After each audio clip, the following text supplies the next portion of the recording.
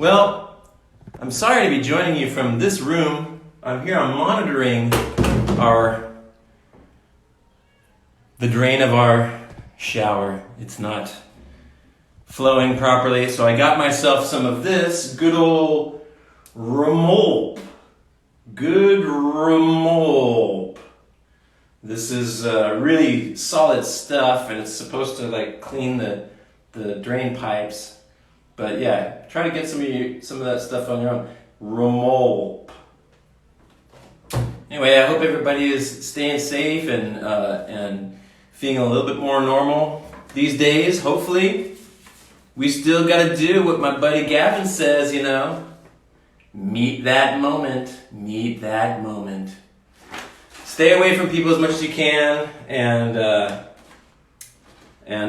don't be too eager to get back in touch with everybody, literally in touch, that is, because we don't want to have a second outbreak. All right, so you know by now that my record, Two Ghosts, is out. If you don't have it yet and you've been watching this, well, shame on me. So hopefully you'll go and pick that up on Bandcamp. It's on Apple Music, it's on Amazon, it's on Spotify, and all that stuff. If you don't know the songs that I'm playing, you can also go to my discography. That's also reversed too. Boy, that's really hard to read, huh? Okay, yeah. Maybe no more signs. That's probably good. That would be a way to improve this live stream significantly. On a little bit later, we're going to talk to Frank Lenz. He's a friend of mine. He is a composer, songwriter, producer, arranger, and all-around great guy. So we're going to talk to him and ask him some stuff. Please post your questions here. We've got some already that I picked up on social media, so I'll ask him those questions, and then we'll talk about everything. He's got a brand new album called Pyramid. It's an EP, all instrumentals, which is amazing. He is such a creative person, and this is kind of like just another step in that really rad direction, and I can't wait to talk to him about it.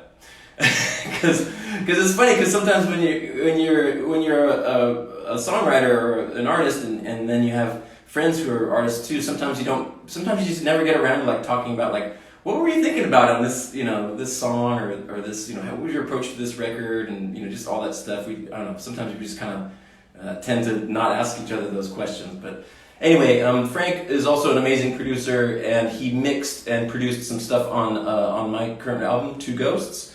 And he also produced and engineered my first solo album that's called Kingsqueens. And so I'm going to play a song off of Kingsqueens right now.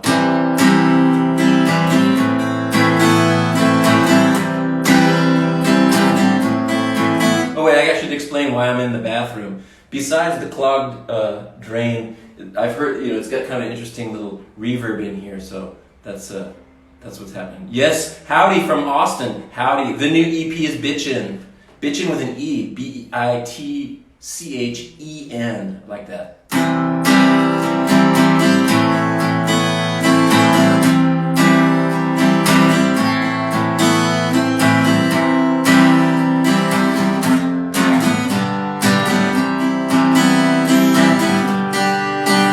If you think that the earth is hard,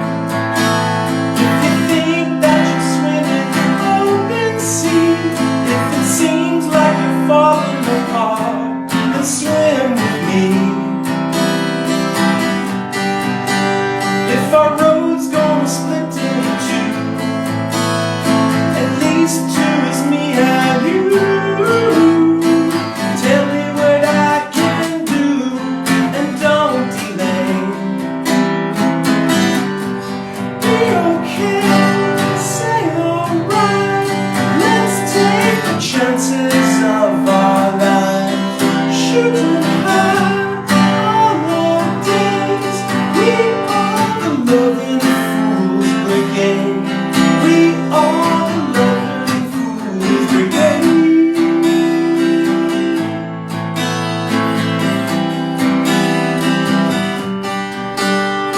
My song's gonna break your heart.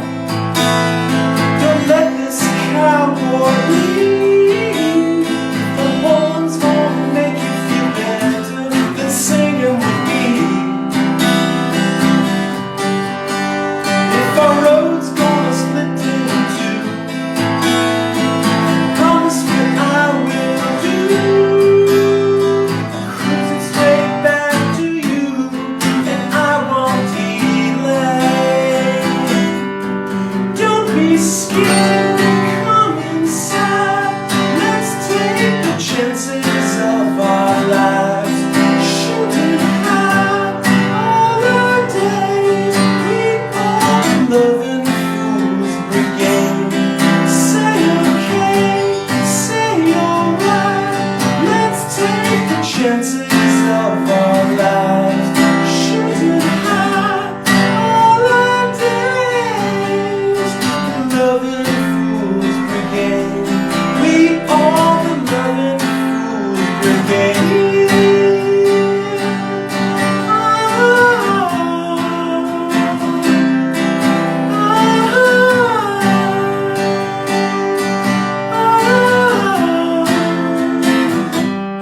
Say okay, say alright.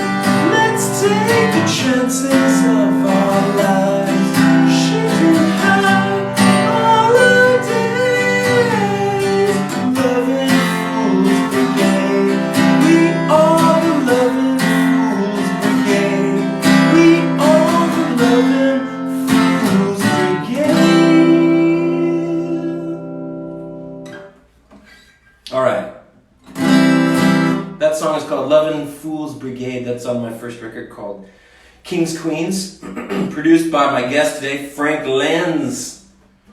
And now I'm going to try something that is really, really high risk because I don't play guitar and this is a picking thing. And the fact is that I'm kind of running out of songs to play that I haven't already played before. So I'm trying to learn new ones, and Jeff Schroeder from Lassie Foundation, he sent me a video tutorial of how to play this, so it's gonna get fucked up, but sorry. This was a request. This was something that one of you requested, so I'm gonna play it. I'm gonna honor it and play it.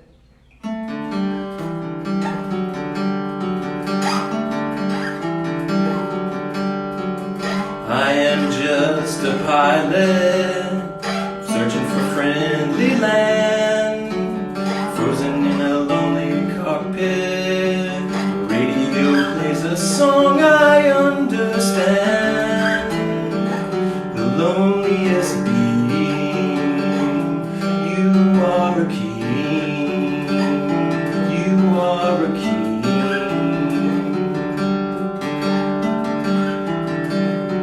Hey now. Hey, what was that? I've flown all around the world, but I can't see. You are the king. You are the king. Changing winds, lonely days. If I could wish them all away, I'd bring this plane down. Radio, radio, radio.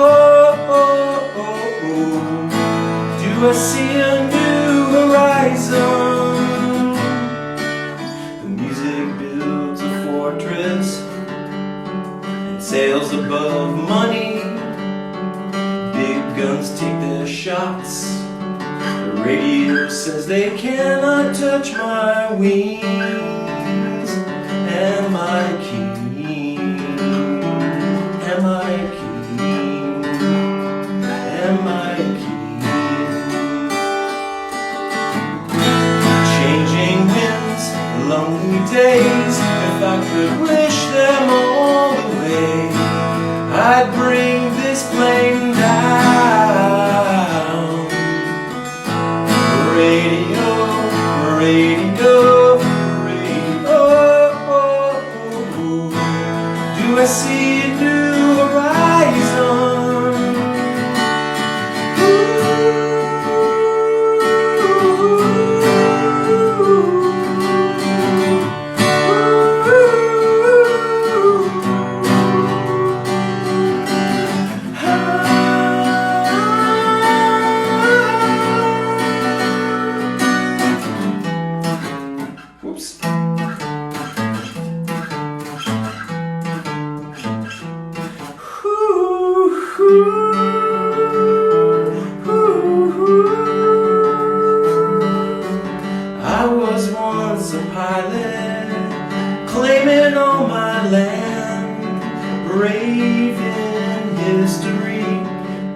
reign in majesty,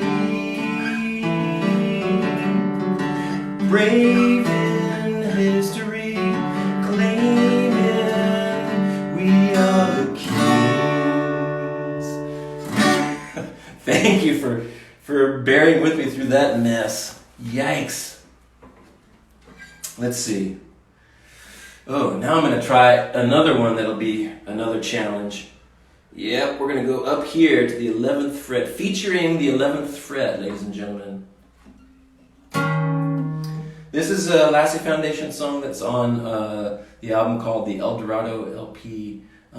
This is a song called Brand New Beat.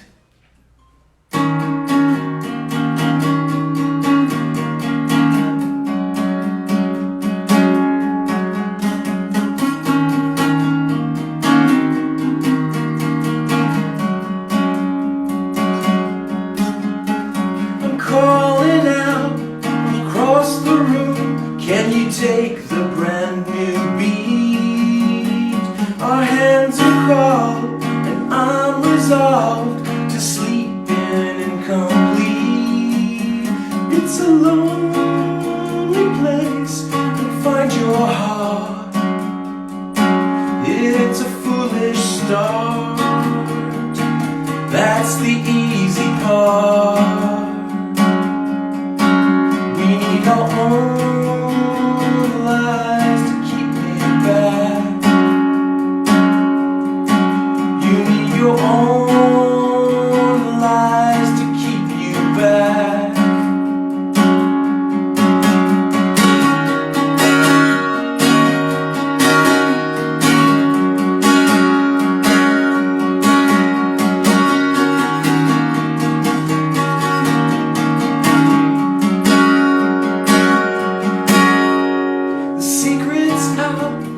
Flowers bloom, can I take the brand new beat?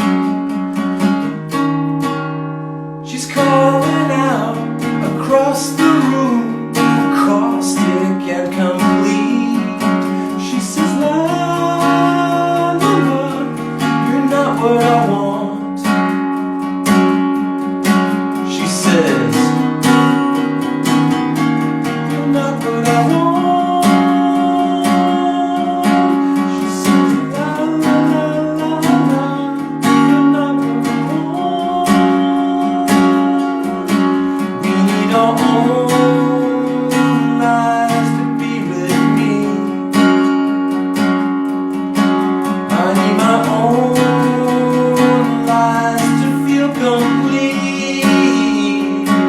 Frank Lenz on the roads.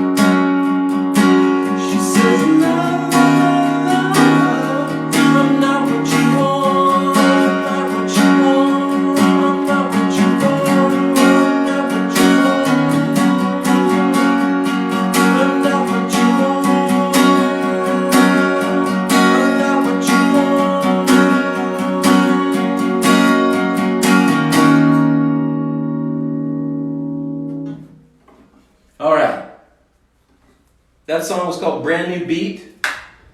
And let's go downstairs. But I want to show you the CDs are getting made, folks. CDs. I know it's backwards, but they're getting made. They should be arriving hopefully this week. And I apologize to everybody for the delay. The LPs are still delayed because on my end, and also because of a number of crazy shit things that happened this year. But the good news is that all that stuff is being manufactured, so hopefully it will be all ready. Oh wait, I forgot to leave the door open for Shello. Uh-oh. Let's go open the back door for Shello because she didn't want to be on screen. Oh boy. Okay, is she there? Doesn't look like she's there. Okay. I think she is here. Oh, she's here already. Wait, I'm here. Oh yeah, okay. I'm here. Yeah, I can hear you. And now I can see you. All right, sorry about that. Okay, let's get Frank in here because this will be fun. I can't wait to talk to him. It's so important to catch up with our friends and see what's going on and see how everybody's doing. So let me just before I forget, I'm enjoying a nice gin and tonic today. So whatever you're having, cheers, and here's to good health, and here's to all of this being over sooner rather than later. And us having a good time in the middle of it. Okay, so Frank, let's see. Frank, if you can, let me see if I can find you here. There you are. Okay. Hopefully you will be getting some kind of notification to say you want to join, or that you there. Hey, Technology. man, look at my chins. Hold on, let me get a better view. Hey, how's it going? Oh man. That work? Yeah, that works great. All right. I love the jams. Woo! Thanks, man. Yeah, I just Jeff just like sends me these. I ask him to send me like a little tutorial about how to play some stuff, and it's like, it's the picking shit is just like I'm not good at it, so it's kind of a shit show. Honestly, I think we've talked about this. I like my whole life I've wanted to be like the guitar playing songwriter, like the finger picking. And Totally. it's just not, it never will and it never can. It just won't ever be in my lexicon. I can't do it. I've tried it. I've done the exercises. But you sounded great. Well, thanks. Yeah, the weird thing about this is like, because to see myself, I have to have the camera on, like, the face, the reverse thing. And so now I can't even read my cool shirt. It says Wizard Van. Hey, speaking of Wizard, That's a real band, Wizard Van. that's amazing. Speaking of wizards, did you happen to hear the Levi Nunez D&D music he put up on YouTube? Yeah. Luke the Body. Yeah, Luke the Body. Shout out to, if anybody is into, especially if you're into playing D&D, but if you want to hear some cool music that's inspired by Dungeons and Dragons, it's a thing. It's a total thing. I'm not a D&D guy, but the lyrics, they're just something about like, we are the Pygmies. Yeah, I watched them all. That's awesome. Yeah. So everybody, this is Levi Nunez, who is a great musician and creative person. He does voice acting and different kinds of things. He's super creative, and he also plays Dungeons and Dragons and it does like Dungeon Master stuff. And like now he just decided to like write a bunch of songs that are inspired by Dungeons and Dragons, and it's called Loot the Body. Yeah, I'm a big. When he sent me the stuff, I was instantly like super on board. Yeah. So Levi is, he's a good friend of mine, but he's a great musician. He played guitar on my first record, Kingsqueens, and we co-wrote 2 songs on that together, A Million Leaves and Bring Your Ship to Me. So yeah, if you want to hear some really cool songs that are inspired, and the videos are rad too. Actually, if you go on YouTube, they're crazy. Yeah, it's really cool. I gotta bring him on. I gotta bring him on as a guest and talk to him. Yeah, he would probably be like really good. Oh my god. Oh god, he's so funny. Are So you having drainage problems? yeah, our shower drain is stuck. So Worst. Super the yeah, worst. Yeah, I'm I sorry, man. I've put in the whole fucking like the whole bottle of the Drano in, and so now Yeah. it's like that. Did you do like the super hot water, long time flush that out thing? Well, I did the Drano thing, and it was overnight, and still the thing is like all stopped up, like it was standing water and stuff. So anyway, people don't want to hear about my drain. Yeah, probably not. That's probably not. So, so for any of you who don't know Frank, Frank is an incredible songwriter, producer, drummer, arranger, composer, and he has worked with Richard Swift. I had to look this up. This was a fun thing too because I forget all of the stuff that you've done, Frank. So I literally Googled you, and so which was a weird. It was just a weird feeling, you know. You're just kind of like, why am I Googling Frank? You know. Yeah, But anyway, yeah. I learned some things though. Okay. Maybe I'll learn some things. But I just wanted to make sure that I got all of your credits correct. And so you've worked with like Richard Swift and the Weepies, Everest, Pedro the Lion, Starflyer 59, Lassie Foundation, Duralux, MAP, Charity Impressa, Folds Endura, and then my solo stuff. And of course, you've put out a whole bunch of solo work as well, which the latest record is called Pyramid, an EP, and it's super rad, and it's also like a real departure from what you have done before with your solo work. And it's all instrumentals, which is in itself pretty shocking, you know. But where did you come upon that idea, or was instrumental always in your mind, or what were you thinking? Kinda. Like I did that when I decided to make that Water Tiger record. I basically wanted to put something out. I was feeling creative. I wanted to make music, but looking back on what I had previously put out, I just felt I didn't want to put something out that had to have some kind of lyrical content on it. I was just kind of over it. I had maybe been overanalyzing what I'd done in the past and maybe been a little bit down on it.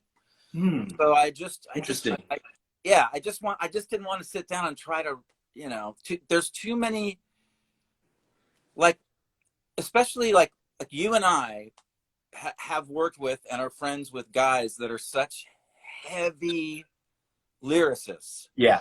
That went right. I'm sure, like, when you start to write things down, you're like, you know, Hassan's going to hear this, or, you know, whoever. I'm not trying to name drop. That's terrible. But I just didn't want to do it anymore. I just wanted to make music and not the feeling of trying to be a lyricist was just becoming a drag and being too heavy. And sometimes, you know, you take swipes at being a lyricist, and you have some regrets about maybe some of the things that you've written. And so I do. I'm not saying I'm not ever going to do it again. And as a matter of fact, I am in the process of putting together something that has some form of words on it. But I'm taking way too long to answer. So what I had was I had a lot of time. And I had a lot of cool synthesizers, and the thought occurred to me like I don't have like a marketed fan base. I don't have like, you know what I mean? Like there's no like, so I don't have anything to lose. So like, why not just make a synth record make a totally self-indulgent, fun, kind of lighthearted synthesizer. Cool sounding record. I had a sound in my head I wanted to capture that was really, you know, super analogy and warm. And but I didn't necessarily have an idea of what the record. In other words, I didn't write tune for tune and assemble a record. I wrote a tune and then did 5 other things, and I did a thing. You know what I mean? So that's how. And then the sound came to me, and then I wanted to put out a record, and then Pyramid, because pyramids are cool, and every cool funk band from like 1977 or 70s, 77 to like 82 was like Egyptology and UFOs. So I wanted like I never thought about that until this moment. Like, think about all your like Sun Ra, Parliament, you know, like every good band.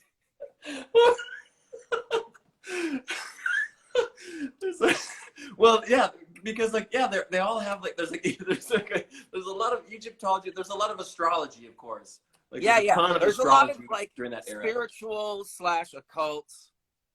Yeah, that's pretty awesome. But that's kind of like the sounding record I wanted to make. Only I didn't want it to be funky because I felt like that then I'd be totally wandering into imposter territory. You know, I didn't want to make that tight KCRW. I didn't. Right. Not that I love those records. Like I call those the adult dance music. Yeah, but I'm not harping on them because I love those records. But it would be disingenuous of me to try to make that. It's just not. It's not in my. You know, I played polka music when I was a kid. I wasn't in cool bands. I wasn't playing punk rock. So I didn't want to. So I have to bring my other little sauce and flavor to whatever I do. Yeah. So I think this record is like super. It's such an interesting development for you. I think as like a songwriter and like the sound, like the sounds and stuff, like all make perfect sense. And it's the kind of vibe that you do, and that's part of like what makes you.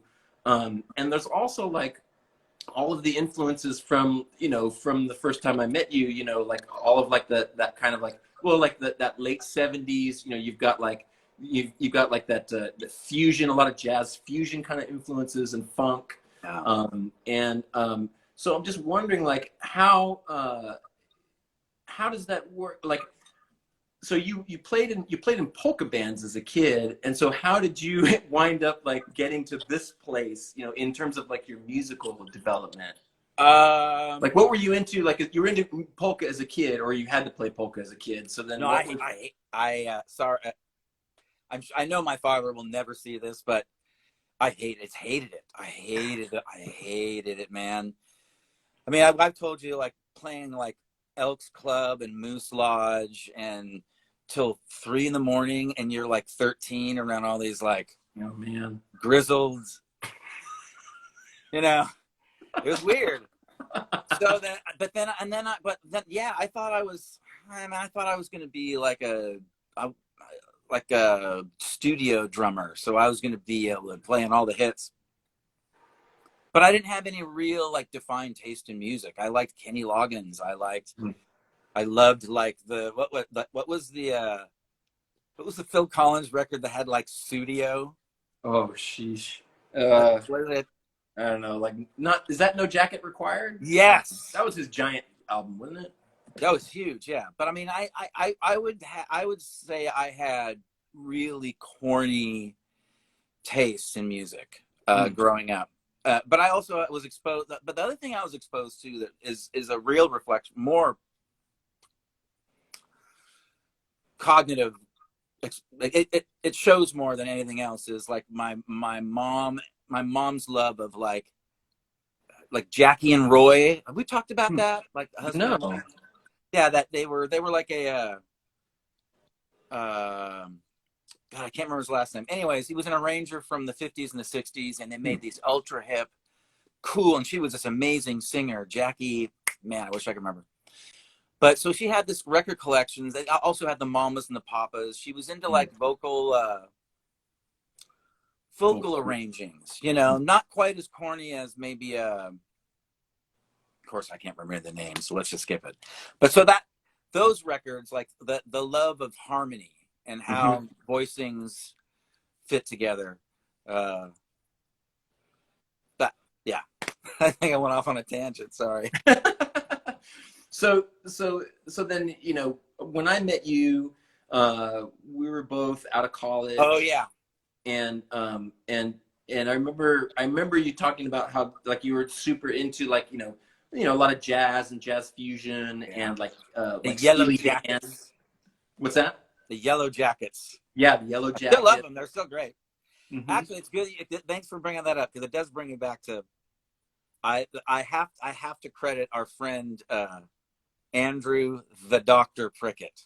Yeah. Because I was just trying to work, and then I subbed for the Prayer Chain had a show at Ictus Festival, and you had to graduate. Yeah. So they needed a sub, so I actually charted out your tunes, which your bandmates thought was hilarious. Yeah. And I went and I played this crazy, like I didn't really know. I mean, I knew you guys. I knew you were doing well. But then to show up to this festival where there's like 30,000 some odd people like watching it, it was insane. And afterwards, and it also happened that I don't know if you remember this, but I just got dumped. So yeah, I do remember that. Like, yeah. So afterwards, I was like, yeah, let me, So Andy turned the two things Andy turned me on that got me started were the first Red House Painters record. Oh. Mm-hmm. Yeah. With Medicine Bottle, and that was, and then I had heard of the Verve, but he gave me a Northern Soul, and that was, I didn't know you could make rock and roll like that, and from there I just sort of I just went for it, all kinds of music that the list goes on and on from all the 90s bands that we all loved, Ride, Catherine Wheel, Medicine, Spiritualized. High Bloody Valentine, Spiritualized, and then, also out of the 90s, people forget like Heat Miser, that Elliott Smith came from that band, and all of a sudden, then I was sort of, and then, I got to also credit Richard Swift. I got to credit him because he really, he devoured, you remember, like he devoured music. So he turned me on to things like Can and United States of America and, Street Hassle. I thought, all this. Yeah, that was a revelation for me too. Street Hassle was a huge, you were the one who turned me on to Street Hassle. Oh, well then, thank you, Richard Swift. Yeah, totally. What a horrible loss. And you were the guy who introduced me to him, and he was around. It was when I was making my first solo record at your place in Huntington Beach, where we met and stuff. And and like you said, he devoured music. He was just hungry. And I think I told the story on another live stream that, like, he was just hanging out and being funny and cool, because he was funny and cool. And then he was like, hey man, would it be okay if I took a kind of a swing at, like, kind of reapproaching this one particular song or whatever? And I was just like, yeah man, sure. I mean, I had barely known him, but then and were you there too with him doing that stuff? Or did he? I can't remember if he had just done that by himself, but he did that by himself. He did, like, he totally transformed the vibe of this one song. Coming Around Again, and turned it from like a straight eighth note thing to like a swing thing, and it just like totally made it a way better vibe, and that vibe like stands up the test of time way better than if I had done the song the way that I had originally intended it. So many moments like that. Yeah, everything he did, it was. I remember Yuki Matthews said once. He said, it was around the time, like, after like Ground Trouble Jaw came out, and Yuki said, "There's just this white hot light on him right now. Like, he's just creative all the time, and everything he's trying is like, yeah." Should I tell the goofy, corny story about the backup vocals? Yeah, because I love that story. Because you didn't, I feel like you didn't know him that well when he started the whole thing. Okay, so I didn't. I mean, I'd only known him like a few days because we were doing the sessions. So for those of you out there that don't, so there's this. If you don't know who Richard Swift is, just write the name down. Go on YouTube immediately and start digging. Well, him, myself, and our good friend Eli Thompson were constantly working together, and I had a studio at my place in Huntington, and we were working on Wayne's record, and so Richard Swift was around, and like, you know, rearranged that tune for you. And then one day I called him in and I said, "Hey man, I just need you for a real quick like background vocal.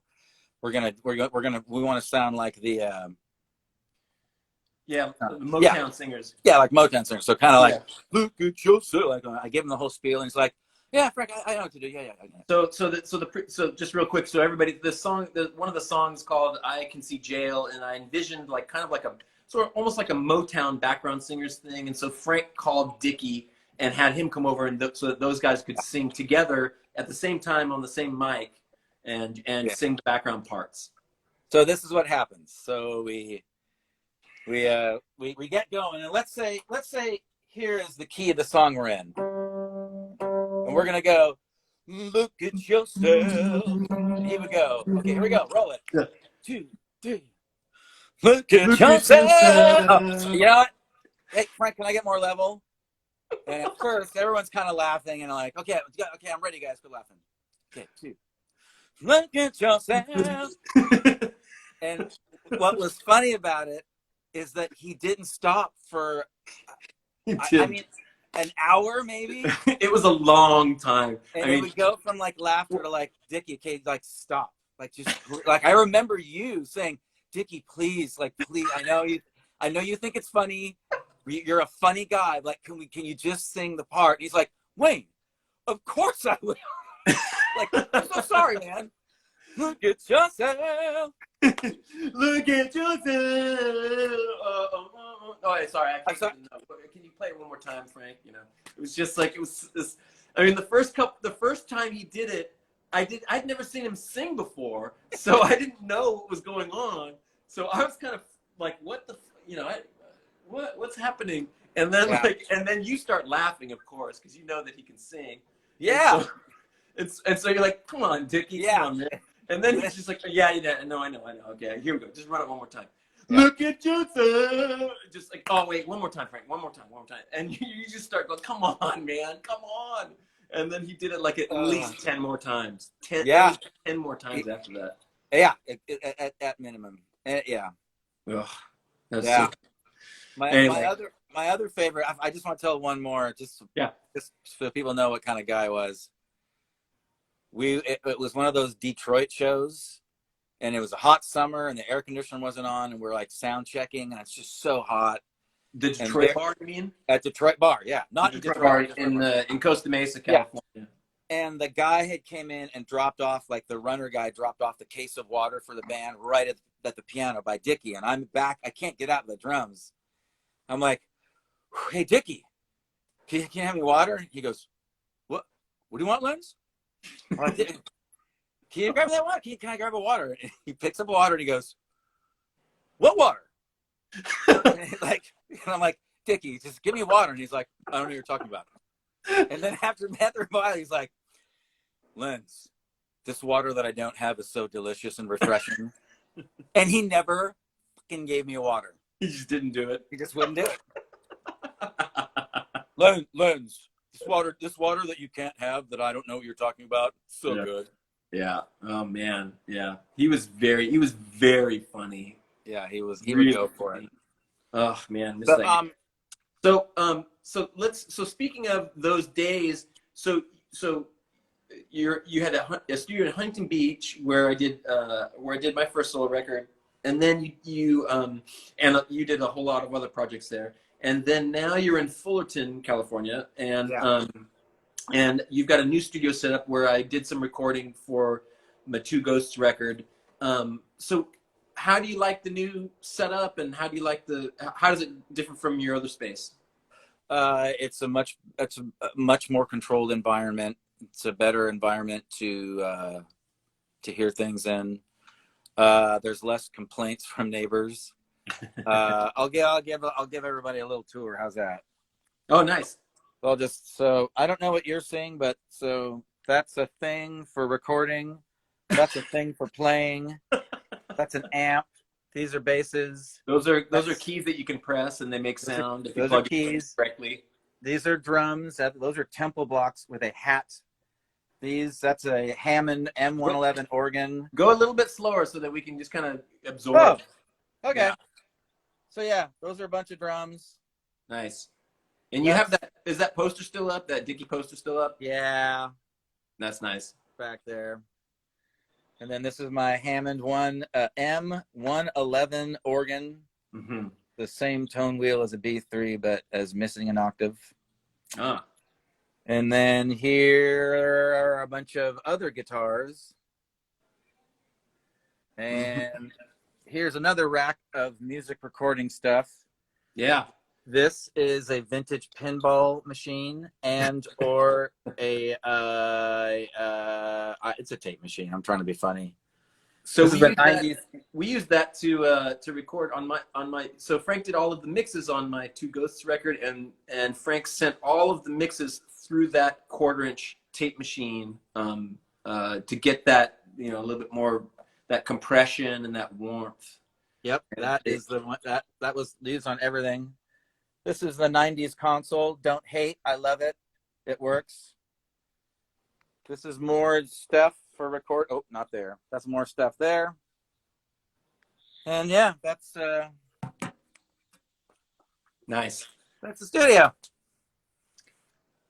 So I'm gonna get to a question. So here's some questions that people submitted. So Mr. Jut McLeod, who I think is watching, he asks, will The Last Temptation of Frank Lenz, one of your records, will it see an official release?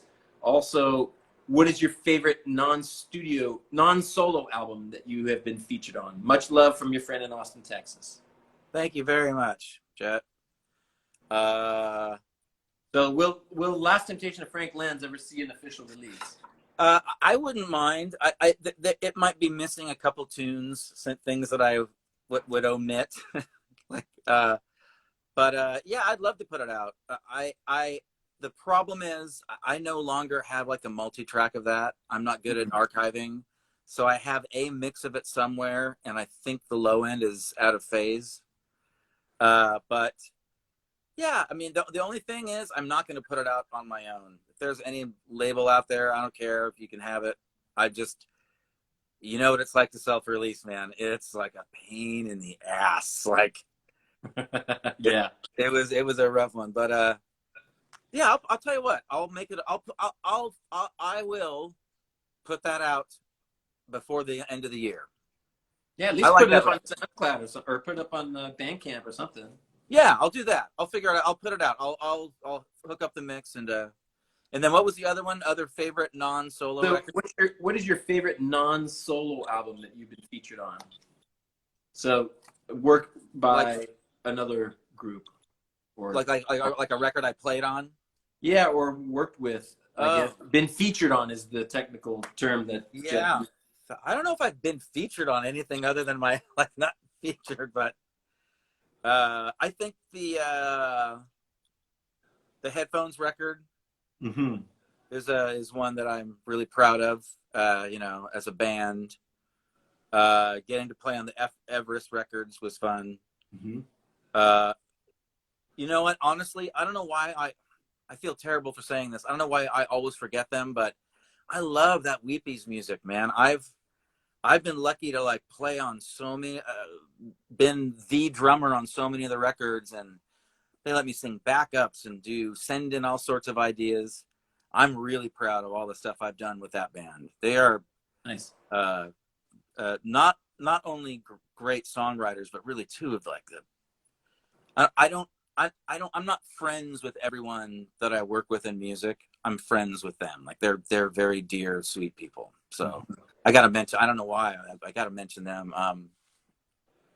I would mention, I mean, I'm assuming your record is a solo record, so I can't say Wayne, you know what I mean? I'm trying to think of. Well, I think they're talking about non-solo as in like not your record. Like the record of someone else, not you. Then I will absolutely include yours is the favorite thing I produced by far. As far as me helping someone's sound and ideas come out. That record I'm really proud of. I feel like we really did a good job of making that thing happen.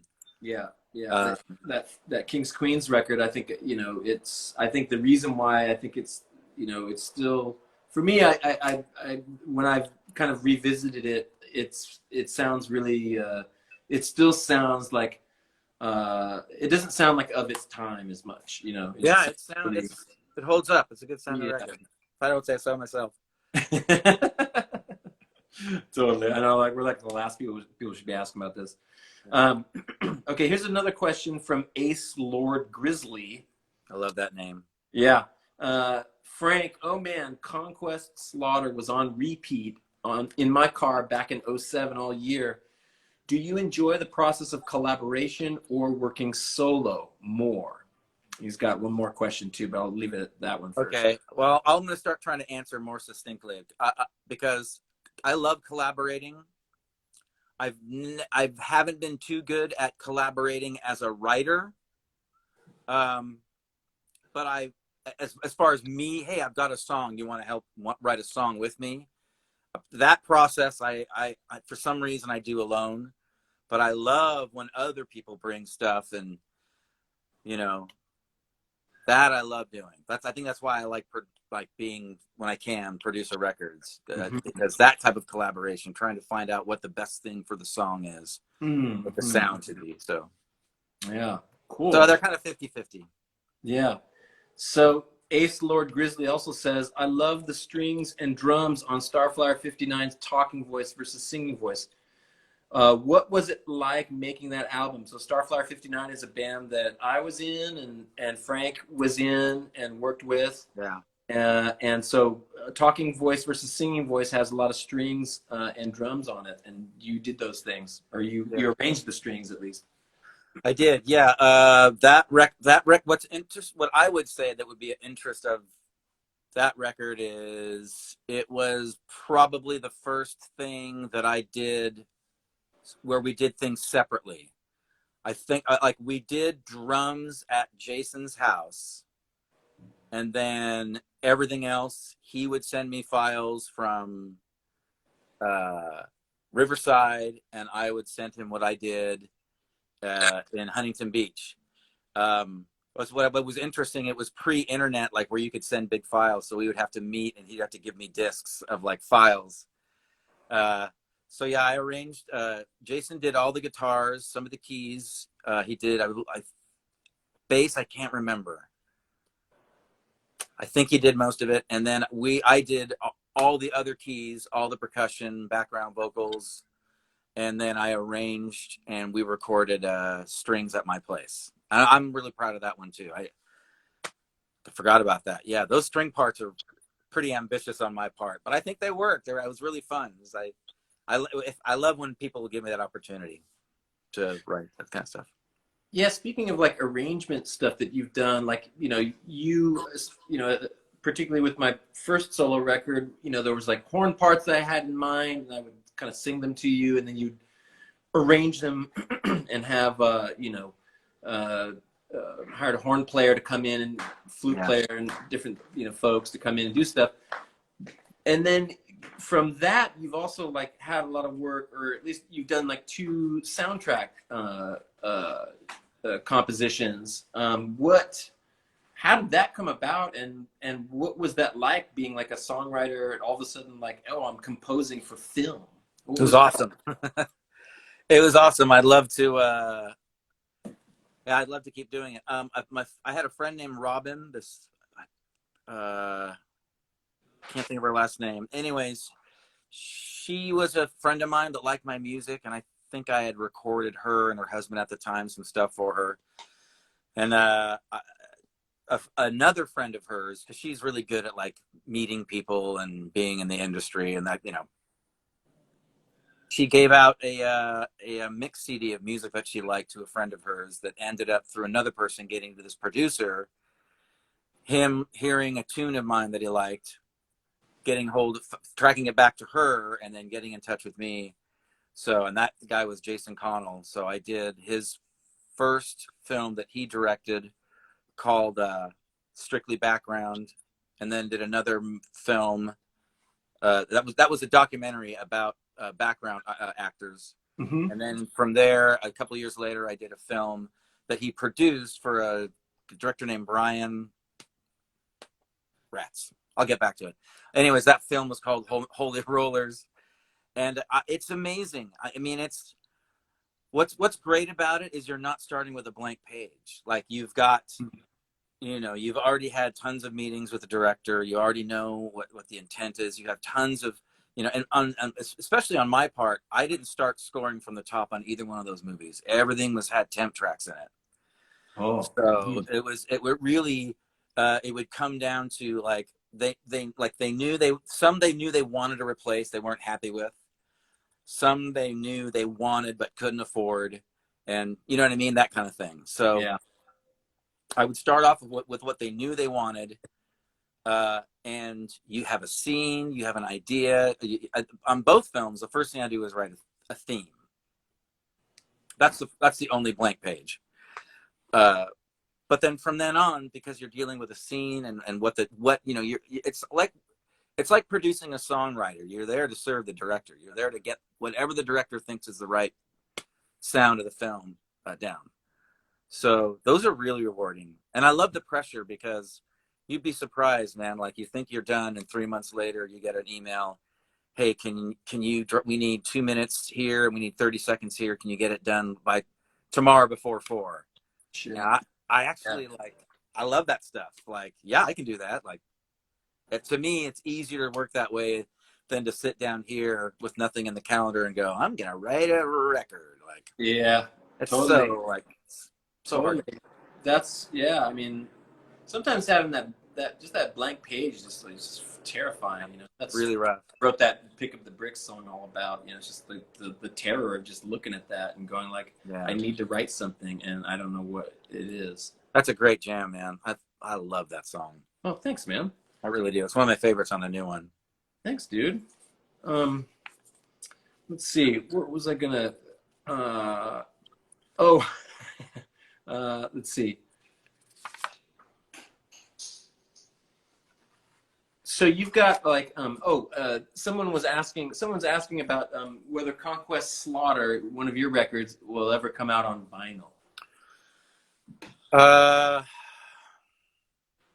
It'd be great. To whomever asked that question, that's an interesting question. Thank you.